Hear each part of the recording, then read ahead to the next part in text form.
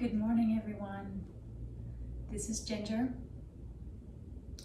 It is about 24 hours after surgery, and I made it through a first night of sleeping somewhat okay. More comfortable than in past surgeries, that's for sure. For those of you just joining me, I had a partial mastectomy, and I think my way of helping myself is to reach out and use my experience to help others. So that's why I've been doing these little short videos to help other women who have been through the same thing and maybe don't have the benefit of also being a women's health physical therapist too. So I'm doing these for you.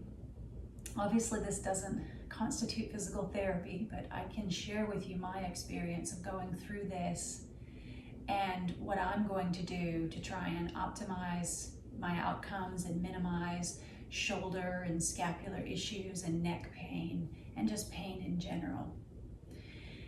All right, so obviously during the night, you'll be awakened by trying to move, by trying to lift the arm, and of course day 2 and day 3 is going to be more sore than post-op, day 1, a few hours after.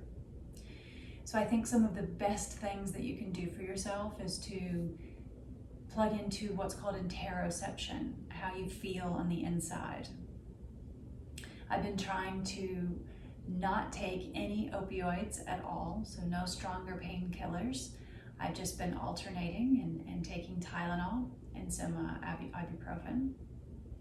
And that's been doing the job okay, but this is only 24 hours out, so we'll see.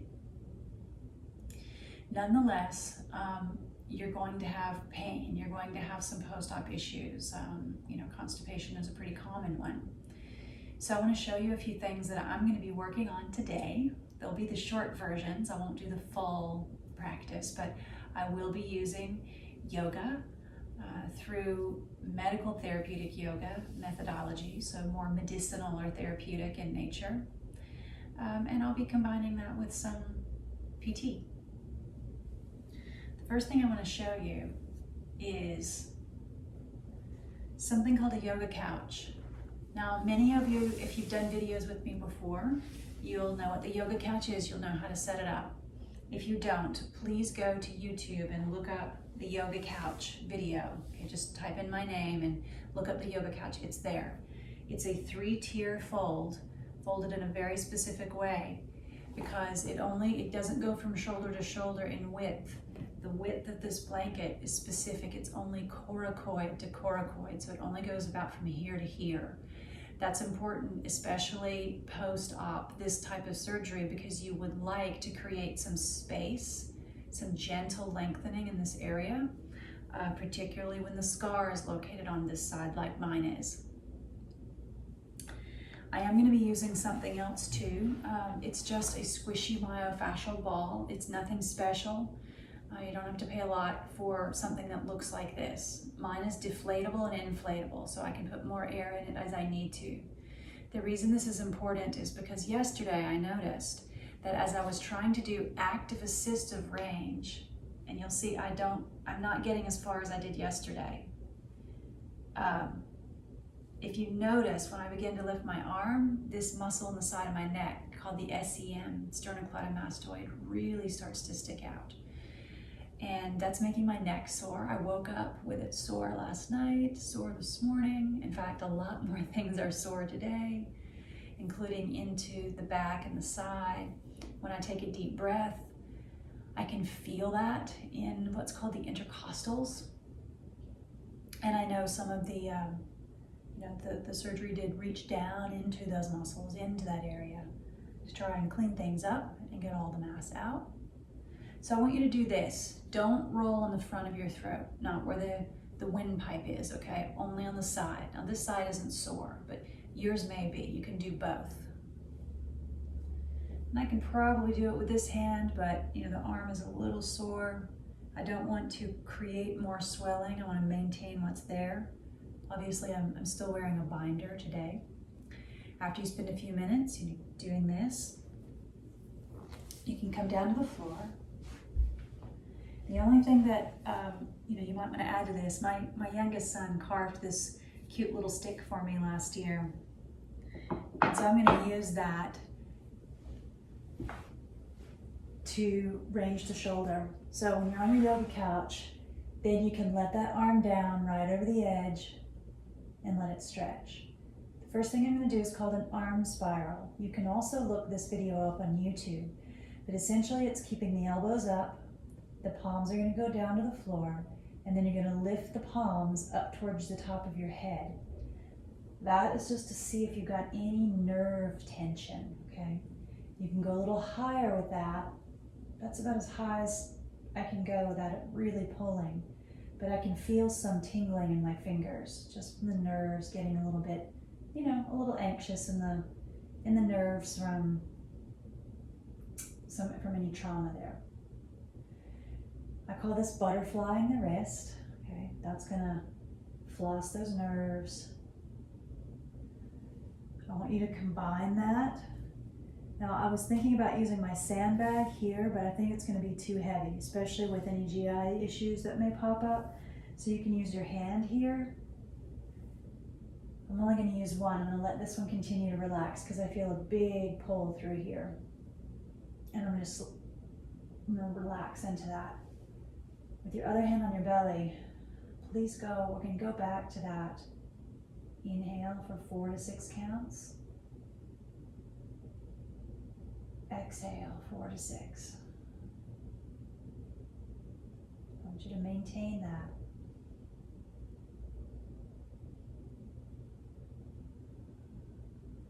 This will help with pain, any anxiety, any fear of movement. I'm trying to inhale to 6, only in the belly, expanding the belly. Exhaling, 6. No chest breathing, no tightness in the neck. No chest lifting, right? Just expansion through the pelvic floor and the belly. And you can spend quite a long time here, which I plan on doing when I'm done with this video. Now I'm going to try and use this stick to assist with the good arm. Pulling this arm up and over. It gets really sore about right here. And I'm not going to force it. Now I looked yesterday, I had someone help me out to look at my scar to make sure I was not tugging on the incision in a way that would compromise it or open it in any way. And it's not. So I can raise my arm as far as it will go right now without compromising the incision. Not holding your breath. So you may want to inhale, exhale. As far as I can go right now. Inhale and exhale. I'll spend far more time with this today than I'm showing you. I'm going to do this throughout the day because it's tighter and more painful than it was yesterday. And it'll probably even be tighter and more painful tomorrow, so it's going to be important that I do that. You can also work on bringing the hand up and just letting the arm drop back with the elbow bent. This is called external rotation. Now my arm usually rests flat on the floor. It's not going to today.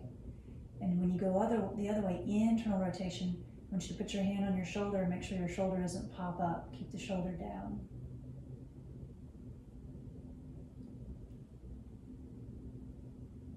You can spend a lot of time doing this as well, pain-free. It may feel tight. It should not compromise on that incision or threaten to open it in any way. You can see I'm getting a little further. No pain, just some tightness. It's about as far as I can go.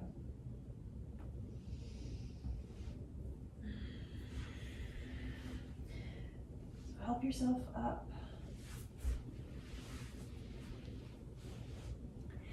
There's one more thing that you can do, but I want you to, you can switch sides. It's actually a couple more things you can do. Put a ball under your elbow. I can use this little stick if I wanted to, but not today. No weight today. We're just going to help out with external rotation. Just get that scapula going a little bit. I can feel that all the way into the rib cage, between the ribs and the intercostals, down the back, into the shoulder. So I can spend some time doing this. And then, when you get onto your back, stick again, punching up. Make your arms longer and shorter. Now this one may be a little bit more sore with me because this muscle that I'm activating was actually interrupted a little bit during surgery, so it's feeling pretty exquisitely sore. So you can see this is not a very big movement. Just make your arms longer and then make them shorter. I can feel that quite a bit.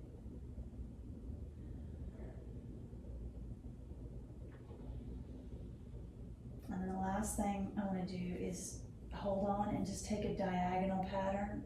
This is pretty sore too. Just a diagonal. Breathe. The tendency is to hold our breath, so try and breathe fully. 4 to 6 exhale.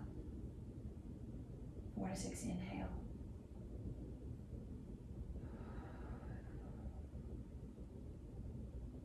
I'm using a little bit of Ujjayi, victorious breathing, combined with deep belly breathing.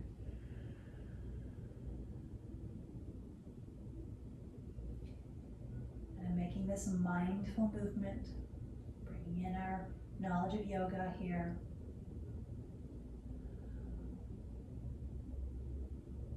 And I'll do these things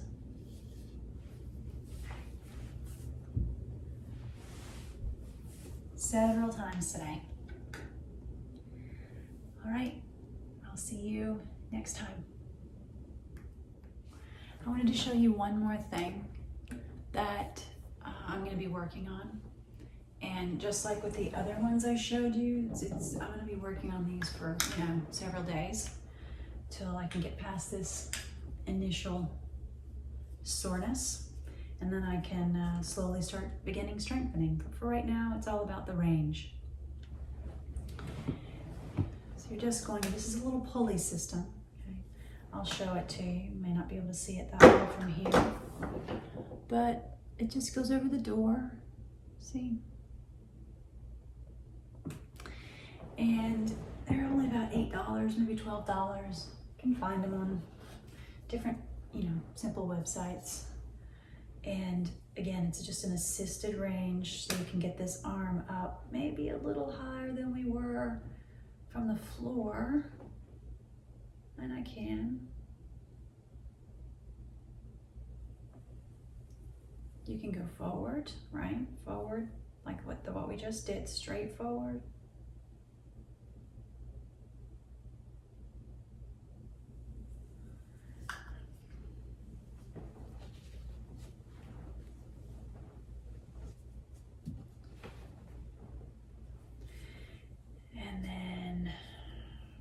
Thumb up, right, but in the middle, that's already loosening up quite a bit. It's pretty sore about right here, but it tends to stress the neck a little bit less. So if you have neck pain, headaches, this would be the way to go. And my shoulder, you can see it's hitching up a little too high. Like if I do it on this side, see my shoulder doesn't have to hitch. See the difference? Now watch my shoulder on this side. It's already swollen a little bit too. But you can see my shoulder's already hitching up pretty high because of swelling and perception, pain perception. Make sure you're belly breathing here. Even though I teach this every day, my tendency is to clench and breath hold when I get to the top. So make sure that you exhale all the way through.